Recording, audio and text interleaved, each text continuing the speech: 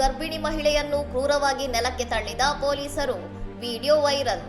ನೆದರ್ಲ್ಯಾಂಡ್ಸ್ನ ಜೀಸ್ನಲ್ಲಿರುವ ನಿರಾಶ್ರಿತರ ಆಶ್ರಯ ಕೇಂದ್ರದ ಬಳಿ 9 ತಿಂಗಳ ಗರ್ಭಿಣಿಯೊಬ್ಬರನ್ನು ಪೊಲೀಸ್ ಅಧಿಕಾರಿಯೊಬ್ಬರು ಬಲವಂತವಾಗಿ ನೆಲಕ್ಕೆ ತಳ್ಳಿದ ಆಘಾತಕಾರಿ ಘಟನೆ ನಡೆದಿದೆ. ಗಡೀಪಾರು ಮಾಡುವ ಪ್ರಕ್ರಿಯೆಯಲ್ಲಿದ್ದ ಫೆಲೆಸ್ತೀನ್ ಮೂಲದ ವೆಸಾಮ್ ರಿದಾ ಫಾತಿ ಮಿಗ್ದಾದ್ ಎಂಬಾತನನ್ನು ಕರೆದೊಯ್ಯುತ್ತಿದ್ದಾಗ ಆತನ ಗರ್ಭಿಣಿ ಪತ್ನಿ ವಿನಂತಿಸಲು ಮುಂದಾದಾಗ ಈ ದೌರ್ಜನ್ಯ ನಡೆದಿದೆ. ಪತಿಯನ್ನು ಕರೆದೊಯ್ಯುವಾಗ ಅಳುತ್ತಾ ವಿನಂತಿಸುತ್ತಿದ್ದ ಗರ್ಭಿಣಿ ಮಹಿಳೆಯನ್ನು ಅಧಿಕಾರಿ ಕ್ರೂರವಾಗಿ ನೆಲಕ್ಕೆ ತಳ್ಳಿದ್ದು ಈ ದೃಶ್ಯ ಸಾಮಾಜಿಕ ಜಾಲತಾಣಗಳಲ್ಲಿ ವ್ಯಾಪಕ ವೈರಲ್ ಆಗಿ ಅಂತಾರಾಷ್ಟ್ರೀಯ ಮಟ್ಟದಲ್ಲಿ ಖಂಡನೆಗೆ ಗುರಿಯಾಗಿದೆ.